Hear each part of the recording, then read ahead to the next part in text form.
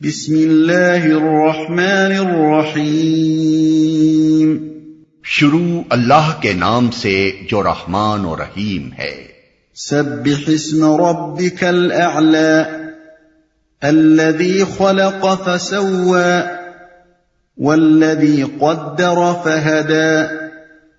والذی اخرج المرعى فجعله غثاء احوى۔ اے نبی، اپنے رب برتر کے نام کی تسبیح کرو، جس نے پیدا کیا اور تناسب قائم کیا، جس نے تقدیر بنائی پھر راہ دکھائی، جس نے نباتات اگائیں پھر ان کو سیاہ کوڑا کرکٹ بنا دیا۔ تسبیح کرو لفظی ترجمہ ہوگا اپنے رب برتر کے نام کو پاک کرو۔ اس کے کئی مفہوم ہو سکتے ہیں اور وہ سبھی مراد ہیں۔ نمبر 1، اللہ تعالیٰ کو ان ناموں سے یاد کیا جائے جو اس کے لائق ہیں، اور ایسے نام اس کی ذات برتر کے لیے استعمال نہ کیے جائیں جو اپنے معنی اور مفہوم کے لحاظ سے اس کے لیے موزوں نہیں ہیں، یا جن میں اس کے لیے نقص یا گستاخی یا شرک کا کوئی پہلو نکلتا ہے، یا جن میں اس کی ذات یا صفات یا افعال کے بارے میں کوئی غلط عقیدہ پایا جاتا ہے۔ اس غرض کے لیے محفوظ ترین صورت یہ ہے کہ اللہ تعالیٰ کے لیے وہی نام استعمال کیے جائیں جو اس نے خود قرآن مجید میں بیان فرمائے ہیں، یا جو دوسری زبان میں ان کا صحیح ترجمہ ہو۔ نمبر 2، اللہ کے لیے مخلوقات کے سے نام یا مخلوقات کے لیے اللہ کے ناموں جیسے نام استعمال نہ کیے جائیں، اور اگر کچھ صفاتی نام ایسے ہوں جو اللہ تعالیٰ کے لیے خاص نہیں ہیں بلکہ بندوں کے لیے بھی ان کا استعمال جائز ہے، مثلا رؤوف، رحیم، کریم، سمیع، بصیر وغیرہ، تو ان میں یہ احتیاط ملحوظ رہنی چاہیے کہ بندے کے لیے ان کا استعمال اس طریقے پر نہ ہو جس طرح اللہ کے لیے ہوتا ہے۔ نمبر 3، اللہ کا نام ادب اور احترام کے ساتھ لیا جائے، کسی ایسے طریقے پر یا ایسی حالت میں نہ لیا جائے جو اس کے احترام کے منافی ہو، مثلا ہنسی مذاق میں یا بیت الخلاء میں، یا کوئی گناہ کرتے ہوئے اس کا نام لینا، یا ایسے لوگوں کے سامنے اس کا ذکر کرنا جو اسے سن کر گستاخی پر اتر آئیں، یا ایسی مجلسوں میں اس کا نام لینا جہاں لوگ بےہودگیوں میں مشغول ہوں اور اس کا ذکر سن کر مذاق میں اڑا دیں، یا ایسے موقع پر اس کا نام پاک زبان پر لانا جہاں اندیشہ ہو کہ سننے والا اسے ناگواری کے ساتھ سنے گا۔ امام مالک کے حالات میں منقول ہے کہ جب کوئی سائل ان سے کچھ مانگتا اور وہ اس وقت اسے کچھ نہ دے سکتے تو عام لوگوں کی طرح اللہ دے گا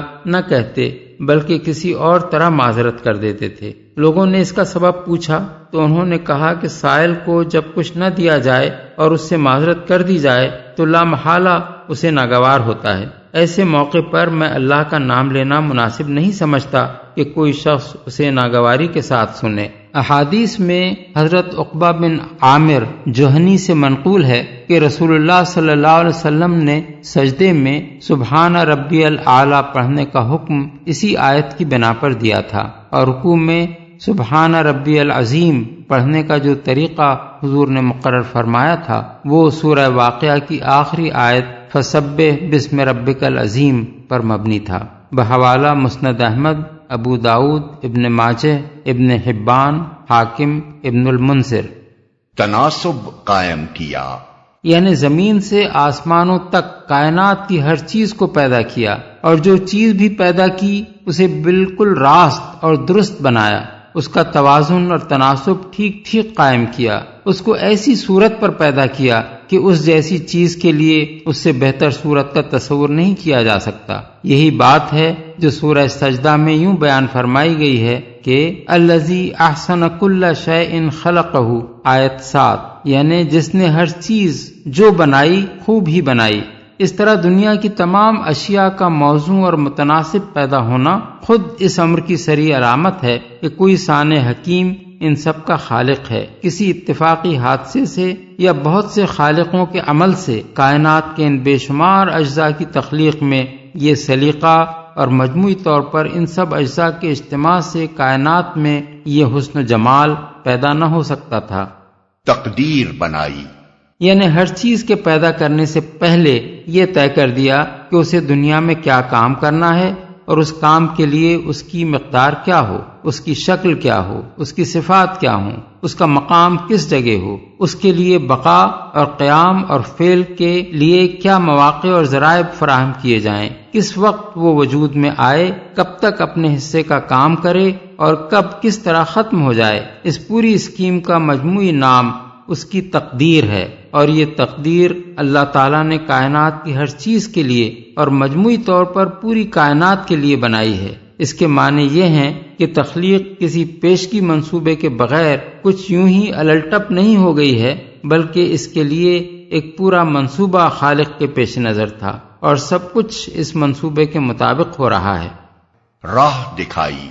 یعنی کسی چیز کو بھی محض پیدا کر کے چھوڑ نہیں دیا، بلکہ جو چیز بھی جس کام کے لیے پیدا کی اسے اس کام کے انجام دینے کا طریقہ بتایا۔ بالفاظ دیگر وہ محض خالق ہی نہیں ہے، ہادی بھی ہے۔ اس نے یہ ذمہ لیا ہے کہ جو چیز جس حیثیت میں اس نے پیدا کی ہے اس کو ویسی ہدایت دے جس کے وہ لائق ہے، اور اسی طریقے سے ہدایت دے جو اس کے لیے موزوں ہے۔ ایک قسم کی ہدایت زمین اور چاند اور سورج اور تاروں اور سیاروں کے لیے ہے جس پر وہ سب چل رہے ہیں اور اپنے حصے کا کام انجام دے رہے ہیں۔ ایک اور قسم کی ہدایت پانی اور ہوا اور روشنی اور جمادات و معدنیات کے لیے ہے، جس کے مطابق وہ ٹھیک ٹھیک وہی خدمات بجا لا رہے ہیں جن کے لیے انہیں پیدا کیا گیا ہے۔ ایک اور قسم کی ہدایت نباتات کے لیے ہے، جس کی پیروی میں وہ زمین کے اندر اپنی جڑیں نکالتے اور پھیلاتے ہیں، اس کی تہوں سے پھوٹ کر نکلتے ہیں،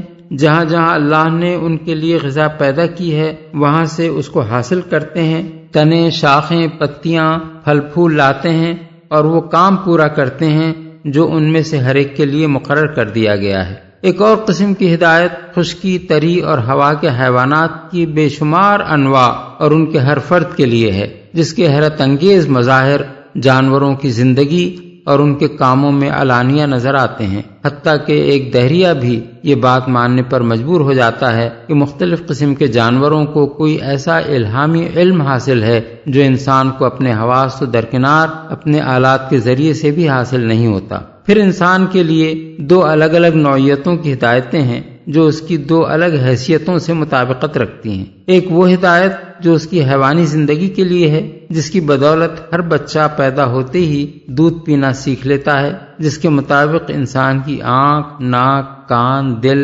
دماغ، پھیپھڑے، گردے، جگر، معدہ، آنتیں، اعصاب، رگیں اور شریانیں سب اپنا اپنا کام کیے جا رہے ہیں، بغیر اس کے کہ انسان کو اس کا شعور ہو یا اس کے ارادے کا ان اعضاء کے کاموں میں کوئی دخل ہو۔ یہی ہدایت ہے جس کے تحت انسان کے اندر بچپن، بلوغ، جوانی، کہولت اور بڑھاپے کے وہ سب جسمانی اور ذہنی تغیرات ہوتے چلے جاتے ہیں جو اس کے ارادے اور مرضی بلکہ شعور کے بھی محتاج نہیں ہیں۔ دوسری ہدایت انسان کی عقلی اور شعوری زندگی کے لیے ہے، جس کی نوعیت غیر شعوری زندگی کی ہدایت سے قطعاً مختلف ہے، کیونکہ اس شعبہ حیات میں انسان کی طرف ایک قسم کا اختیار منتقل کیا گیا ہے جس کے لیے ہدایت کا وہ طریقہ موزوں نہیں ہے جو بے اختیارانہ زندگی کے لیے موزوں ہے۔ انسان اس آخری قسم کی ہدایت سے منہ موڑنے کے لیے خواہ کتنی ہی حجت بازیاں کرے، لیکن یہ بات ماننے کے لائق نہیں ہے کہ جس خالق نے اس ساری کائنات میں ہر چیز کے لیے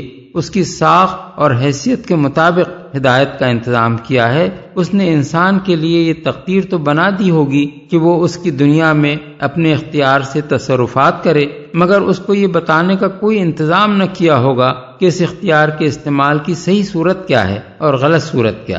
نباتات اگائیں،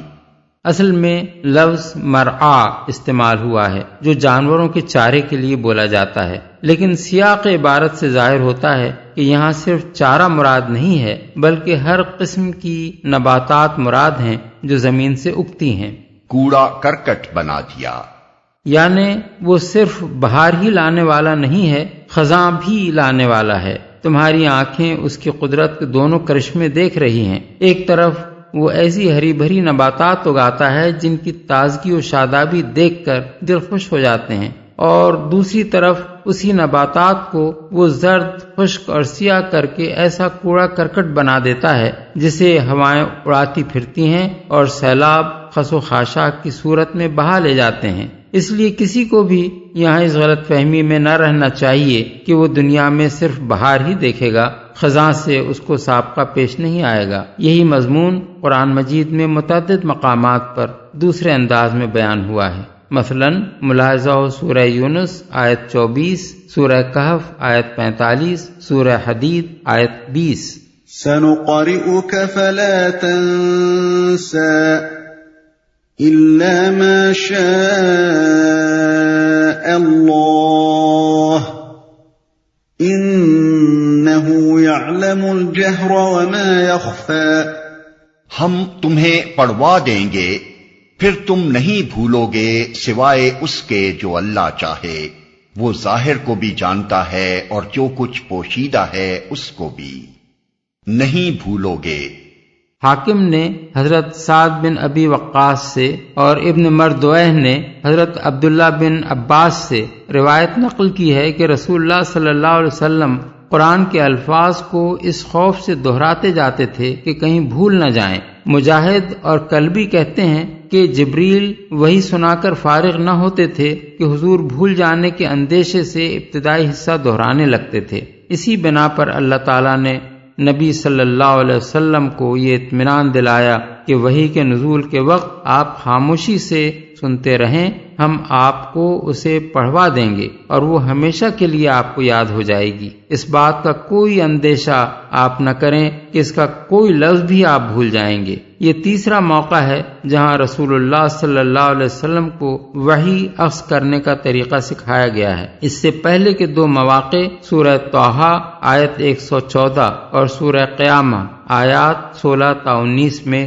گزر چکے ہیں۔ اس آیت سے یہ بات ثابت ہوتی ہے کہ قرآن جس طرح معجزے کے طور پر حضور صلی اللہ علیہ وسلم پر نازل کیا گیا تھا، اسی طرح معجزے کے طور پر ہی اس کا لفظ لفظ آپ کے حافظے میں محفوظ بھی کر دیا گیا تھا، اور اس بات کا کوئی امکان باقی نہیں رہنے دیا گیا تھا کہ آپ اس میں سے کوئی چیز بھول جائیں یا اس کے کسی لفظ کی جگہ کوئی دوسرا ہم معنی لفظ آپ کی زبان مبارک سے ادا ہو جائے۔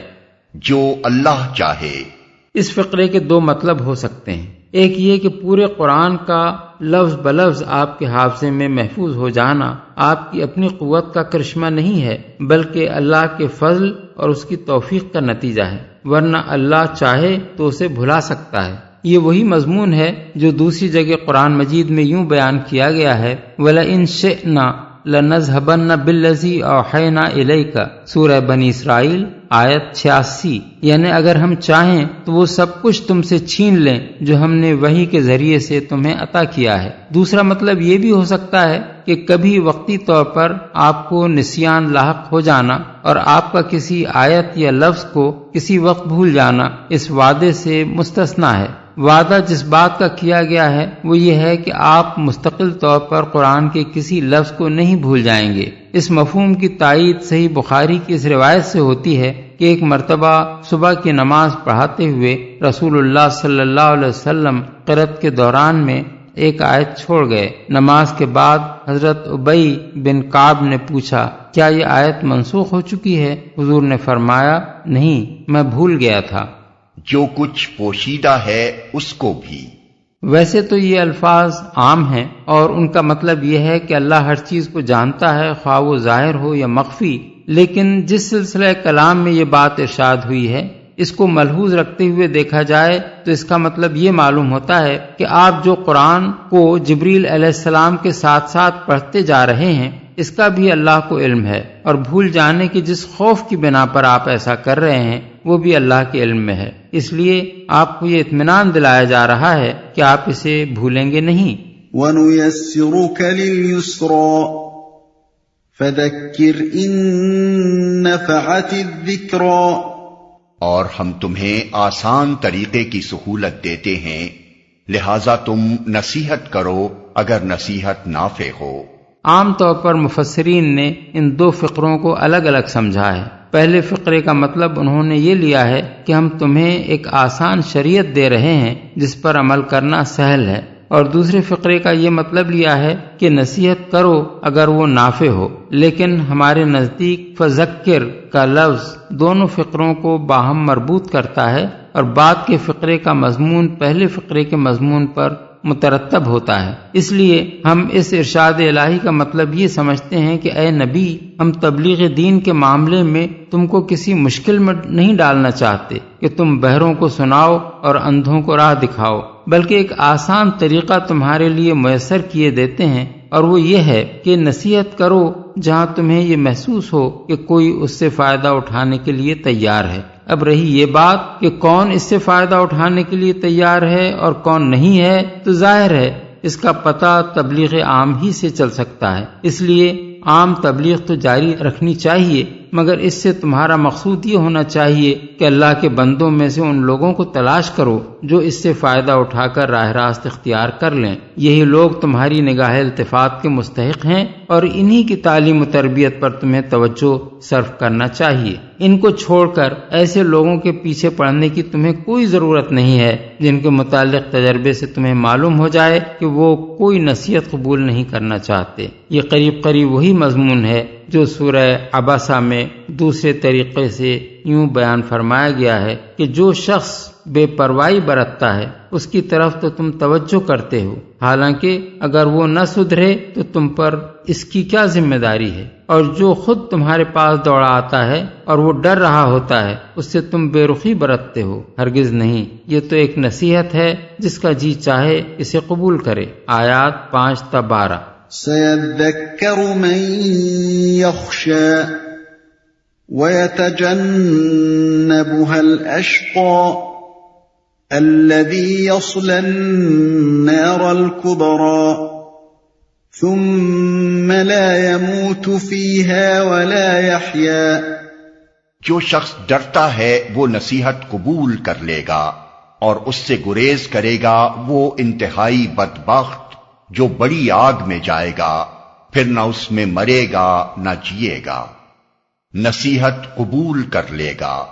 یعنی جس شخص کے دل میں خدا کا خوف اور انجام بد کا اندیشہ ہوگا، اسی کو یہ فکر ہوگی کہ کہیں میں غلط راستے پر تو نہیں جا رہا ہوں، اور وہی اللہ کے اس بندے کی نصیحت کو توجہ سے سنے گا جو اسے ہدایت اور گمراہی کا فرق اور فلاح و سعادت کا راستہ بتا رہا ہو۔ مرے گا نہ جیے گا،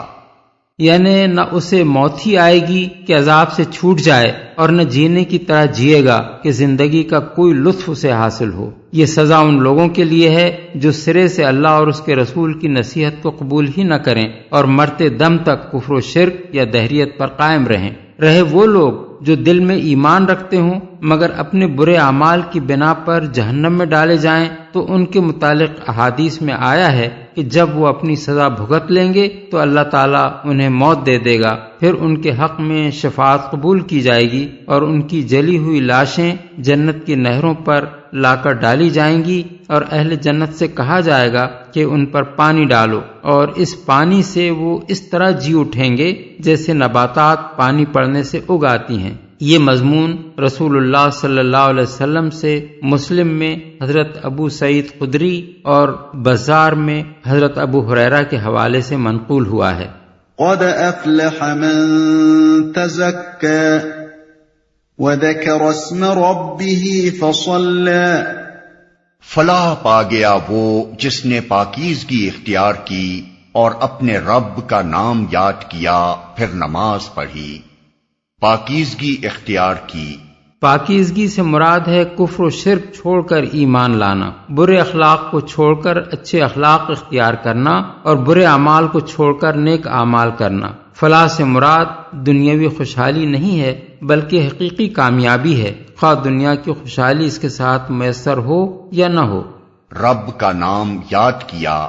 یاد سے مراد دل میں بھی اللہ کو یاد کرنا ہے اور زبان سے بھی اس کا ذکر کرنا ہے۔ دونوں چیزیں ذکر الہی کی تعریف میں آتی ہیں۔ نماز پڑھی، یعنی صرف یاد کر کے رہ نہیں گیا بلکہ نماز کی پابندی اختیار کر کے اس نے ثابت کر دیا کہ جس خدا کو وہ اپنا خدا مان رہا ہے اس کی اطاعت کے لیے وہ عملاً تیار ہے اور اس کو ہمیشہ یاد کرتے رہنے کا اہتمام کر رہا ہے۔ اس آیت میں علی ترتیب دو باتوں کا ذکر کیا گیا ہے، پہلے اللہ کو یاد کرنا، پھر نماز پڑھنا۔ اسی کے مطابق یہ طریقہ مقرر کیا گیا ہے کہ اللہ اکبر کہہ کر نماز کی ابتدا کی جائے۔ یہ من جملہ ان شواہد کے ہے جن سے معلوم ہوتا ہے کہ نماز کا جو طریقہ رسول اللہ صلی اللہ علیہ وسلم نے بتایا ہے اس کے تمام اجزاء قرآنی اشارات پر مبنی ہیں، مگر اللہ کے رسول کے سوا ان اشارات کو جمع کر کے کوئی شخص بھی نماز کی یہ حد ترتیب نہیں دے سکتا تھا۔ بل تؤثرون الحیاة الدنیا والآخرة خیر وأبقى ان هذا لفی الصحف الأولى صحف ابراہیم وموسیٰ۔ مگر تم لوگ دنیا کی زندگی کو ترجیح دیتے ہو، حالانکہ آخرت بہتر ہے اور باقی رہنے والی ہے۔ یہی بات پہلے آئے ہوئے صحیفوں میں بھی کہی گئی تھی، ابراہیم اور موسیٰ کے صحیفوں میں۔ دنیا کی زندگی کو ترجیح دیتے ہو، یعنی تم لوگوں کی ساری فکر بس دنیا اور اس کی راحت و آسائش اور اس کے فائدوں اور لذتوں کے لیے ہے۔ یہاں جو کچھ حاصل ہو جائے تم سمجھتے ہو کہ بس وہی اصل فائدہ ہے جو تمہیں حاصل ہو گیا، اور یہاں جس چیز سے محروم رہے تمہارا خیال ہے کہ بس وہی اصل نقصان ہے جو تمہیں پہنچ گیا۔ باقی رہنے والی ہے، یعنی آخرت دو حیثیتوں سے دنیا کے مقابلے میں قابل ترجیح ہے۔ ایک یہ کہ اس کی راحتیں اور لذتیں دنیا کی تمام نعمتوں سے بڑھ کر ہیں، اور دوسرے یہ کہ دنیا فانی ہے اور آخرت باقی۔ ابراہیم اور موسیٰ کے صحیفوں میں یہ دوسرا مقام ہے جہاں قرآن میں حضرت ابراہیم اور حضرت موسیٰ کے صحیفوں کی تعلیم کا حوالہ دیا گیا ہے۔ اس سے پہلے سورہ نجم رکوع 3 میں ایک حوالہ گزر چکا ہے۔